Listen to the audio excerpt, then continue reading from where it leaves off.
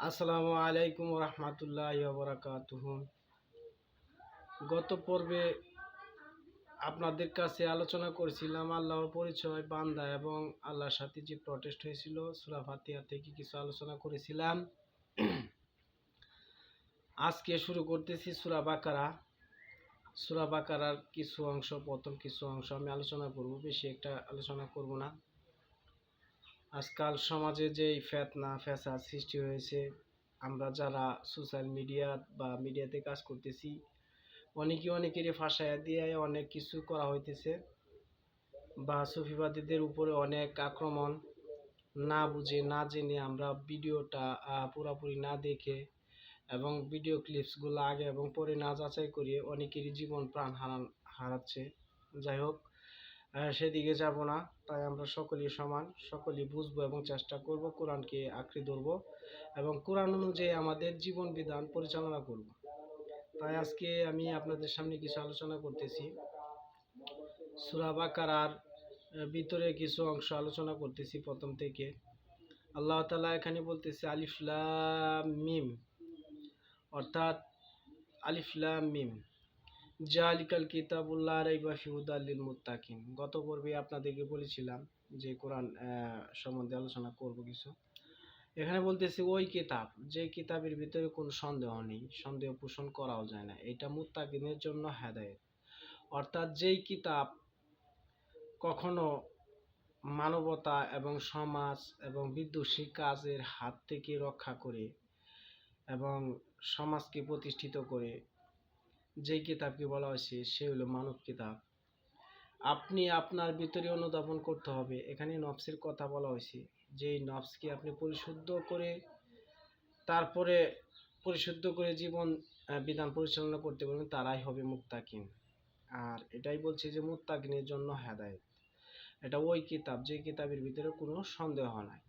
কারণ আপনি যদি আপনার দ্বারা যদি আজকে সমাজ এবং সকল কিছুই উন্নতি সাধন করে এবং সকলের উপকার হয়, তাহলে আপনি জীবন্ত কিতাব হয়ে যাবেন।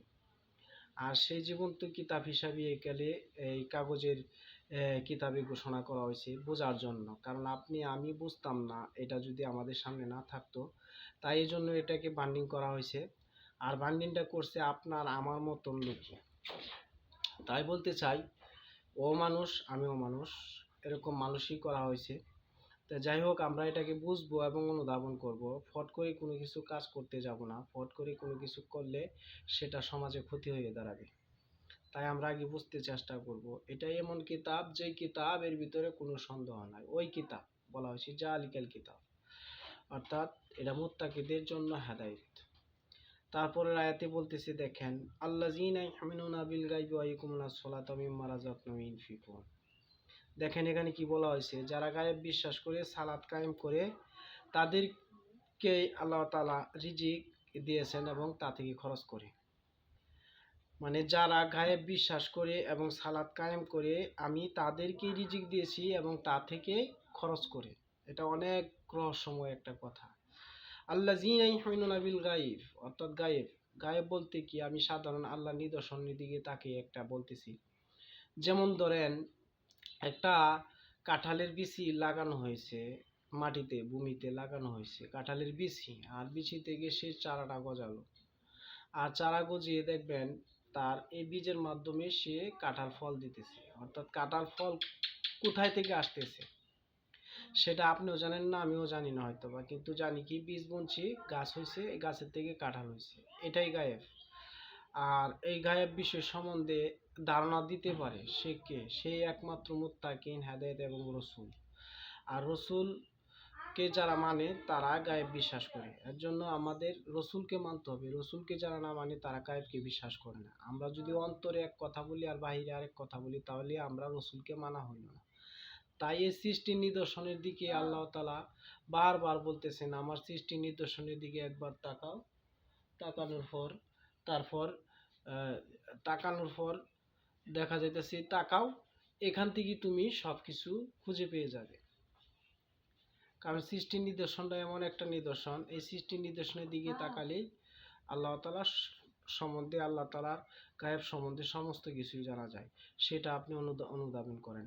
অর্থাৎ আর্থ জগৎ, আমরা উপরে আসমান এবং নিচে জমি। এই আসমান জমিন ওয়া সামাওয়াতি ওয়া মা ফিল আরদ, অর্থাৎ এই আসমান জমিনের মধ্যবর্তী যা কিছু আছে সমস্ত কিছু একমাত্র আল্লাহর তাসবিহ পাঠ করে, তাসবিহ তাহলিল করতেছে। এটা বোঝার বিষয়। আপনার ভিতরে যে খান্নার জীবন যত মুক্ত না করতে পারবেন, আপনার স্বরূপ জীবন যত, এখানে অনেক সূত্র আছে, এগুলাকে আপনি জীবন যত মুক্ত না করতে পারবেন এই পর্যন্ত আপনি গায়েব এবং সম্বন্ধ কোরআন সম্বন্ধে আপনি কিছুই বুঝবেন না। আপনাকে সেটা আপনার জীবন বিধান হয়ে উঠবে না। কোরআনটা সূরাটা এমন একটা অধ্যায়, এমন একটা পর্ব, অর্থাৎ সূরা বলতেই অধ্যায় এবং পর্ব। এই অধ্যায় পর্বগুলা শেষ করতে গেলে আপনাকে তার প্রতিশোধক আরেক অর্থে সূরা বলতে প্রতিশোধক এবং সূরা মানে সুদা, আপনি এটাকে প্রতিশোধক হিসাবে আপনি বেছে নিতে পারেন। আপনি এটা জীবন বিধান, আর জীবন বিধানকে আপনাকে অবশ্যই মানতে হবে। এই জন্য আমি বলছিলাম যে এটা পরবর্তীতে আলোচনা করব। অনেক হাকিকত আছে যেখানে বলা যায় না সোশ্যাল মিডিয়াতে, সেটা জানতে হলে আসতে হবে। তাই কোরআনটাকে আপনারা আঁকড়ে ধরেন, এটা একটা জীবন বিধান, এটাকে আপনার ধ্বংস করবেন না। আর এখানে আপনার রূপক হিসাবে নিয়ে আরেকজনকে আপনি ধ্বংসের মুখে ঠেলে দিবেন না। কারণ আপনি কি আগে এবং পরে বুঝতে হবে। আপনি আগে জানেন, তারপরে আগে মানেন, তারপর জানেন, তারপরে বুঝেন, বুঝার পরে তারপরে কাজ শুরু করেন, তাহলে আপনি অবশ্যই কাজে সফলতা পাবেন। তাই আজকে আমি 1 এবং 2 এবং 3 এই আয়াতটুকু আপনাদেরকে বুঝালাম। এর পরবর্তী আয়াতে আমি অবশ্যই আপনাদেরকে বুঝাবো।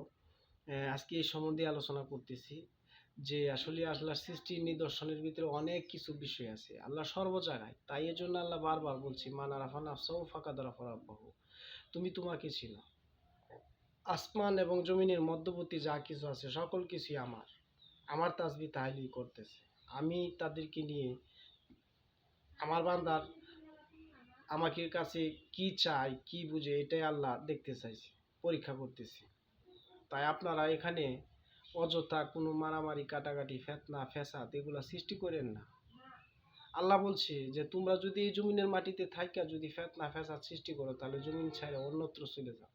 তাহলে আপনি বলেন এই জমিন ছাইড়া আপনি অন্যত্র কোথায় যাবেন? কোথায় যাবেন আপনি? যাওয়ার তো কোনো জায়গা নাই। তা আপনি কেন ফেতনা করবেন? একজন আরেকজনকে দোষারোপ করতেছেন, অমুক মাওলানা ভালো না, অমুক পীর সাহেব ভালো না, অমুক কিছু ভালো না। যে যাই করতেছে আপনি তাদেরকে বুঝান, হেদায়েত করেন। ইসলাম তো কাউকে সমর্থন দেয় নাই মেরে ফেলার জন্য, কাউকে তো সমর্থন দেয় নাই কোনো ই করার জন্য। তাকে হেদায়েত করো, তাকে কথা বলো, বোঝানোর পর তাকে যদি তুমি না পারো তাহলে তুমি তার থেকে দূরে সরে থাকো।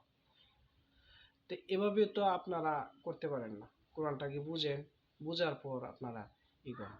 আসলে আমরা কোরআন বুঝতেছি না। এই যে আমি একটা কথা বললাম সূরা, সূরা অধ্যায় এবং পর্ব, আপনি অধ্যায় পর্ব কোনো কিছুই শেষ করলেন না, কোনো অধ্যায়ই ধরলেন না, কোনো অধ্যায় শেষ করলেন না, তাহলে আপনি বুঝবেন কি করিয়া? না বুঝা শুধু আপনারা হানাহানি মারামারি শুরু করতেছেন। তাই কোরআনটাকে বুঝেন অবশ্যই, কারোর সাথে শত্রুতা নয়, শত্রুতা পোষণ না করে খুব সুন্দরভাবে এগিয়ে যান। তাই বলতেছি সবাই সবার জন্য, সবাই মানুষ মানুষের জন্য। মানুষ কারো ক্ষতিকারক হয়ে দাঁড়াতে পারে না, তাহলে পশুর জীবন আর আমার জীবন এক হয়ে যাবে। তাই বলি সবাই ভালো থাকেন, সুস্থ থাকেন এবং কোরআনটাকে আঁকড়ে ধরেন, কোরআনটাকে বুঝতে চেষ্টা করেন। সবাইকে আবার আন্তরিক মোবারকবাদ জানিয়ে এখানে আমি আমার স্বল্প আলোচনা শেষ করলাম। সবাই ভালো থাকবেন, সুস্থ থাকবেন। পরবর্তীতে আমার আলোচনা আবার নিয়ে আসবো। আমার চ্যানেলটাকে অবশ্যই সাবস্ক্রাইব করবেন, সাবস্ক্রাইব করে পাশে থাকবেন। অবশ্যই ভালো ভালো সুন্দর সুন্দর আলোচনা আপনারা অবশ্যই পাবেন। তাই আল্লাহ হাফেজ, সকলেই ভালো থাকবেন।